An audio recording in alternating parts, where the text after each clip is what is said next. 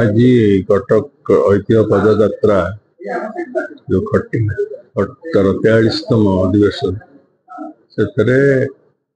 आधुनिक शिक्षा व्यवस्था कटक हूँ 39 आड़ ये विषय आलोचना विषय वस्तु था।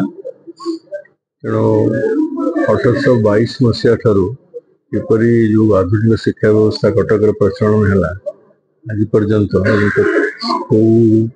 मैंने से शिक्षार प्रसार साहाय्य करते को अनुष्ठान को व्यक्ति विशेष सरकार सरकार नीति कौन थिला कौन कौन इंस्टीट्यूशन सब एस्टाब्लिश होता आपणकर साधारण शिक्षा क्षेत्र में आईन शिक्षा क्षेत्र में शास्त्रीय संगीत शिक्षा क्षेत्र में कला विद्या शिक्षा क्षेत्र में इंजीनियरिंग विद्या क्षेत्र में मेडिकल कॉलेज मेडिकल विद्या क्षेत्र में यही सब विषय आलोचना है एवं ये सबू विषय आरंभ होची सहर जिते आधुनिक शिक्षा व्यवस्था आज जहाँ आप देखुं सबुगुड़िक आरंभ होता है सहर तेणु ये हूँ प्रकृत में कटक हूँ आधुनिक शिक्षा व्यवस्था 39 आड़ पहले अत्युक्त होनी यू आरंभ हो सारा ओडिशा को व्यापी था। कटकर इम्पोर्टान्स यही दृष्टि भल गोटे सांस्कृतिक शिक्षार प्राण केन्द्र ये सब जन्म होते मनीषी मैंने जन्म होते आप राजनीति कहतु सांबादिकता कहतु विद्या कहतु शिक्षा कहतु सबू आरंभ होता है सहर तेणु यार ऐतिह्य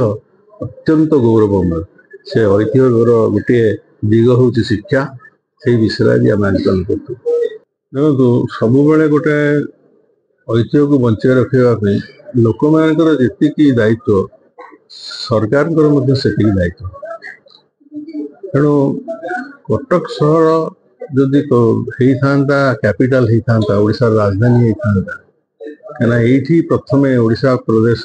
असेंबली होता सेक्रेटेरिएट थिला सब यू आरंभ होता कटक रु भुवनेश्वर को राजधानी उठीगला तेणु सबू डेभलपमेंट बा विकासमूलक कार्य राजधानी कराला कटक को नेग्लेक्ट कराई तेणु फल कौन है ना कटक जी ग्रो करने कथा से पारला जो तार जो थिला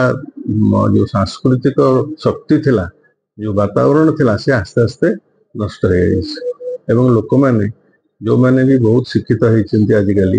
से मैंने बहुत देखा जाऊँ से राजधानी रही प्रिफर करते सरकारी कर्मचारी मैंने कटक चाकरी करते से भी भुवनेश्वर जावास कर सहर जो गुरुत्व आस्ते आस्ते कमी जाऊँ तार जो ऐतिह्य सेटा भी आस्ते आस्ते नष्ट हो तार कारण हूँ देखो या भर के जेनेरेशन हो गला जिते बड़ा कथा मुझे जो समय कटक फ्लोरिश कर जो समय कटक इम्पोर्टान्स था स्वाधीनता पूर्व स्वाधीनता परवर्त समय अल्प दिन पे से लोक मैंने कहां से लोक ना जो नुआ पीढ़ी लोक मैंने आसिले से यार ऐतिह्य विषय जानू ना तेणु राजधानी जो सुविधाटा मिलूँ से सुविधा को उपलब्ध करने राजधानी खाई किंतु कटक जो मैंने अच्छा जो मैंने कटक बासिंदा जो मैंने कटक को भल पाती से भाया लोक मैंने जमी संस्था ऐतिह्य पदयात्रा संस्था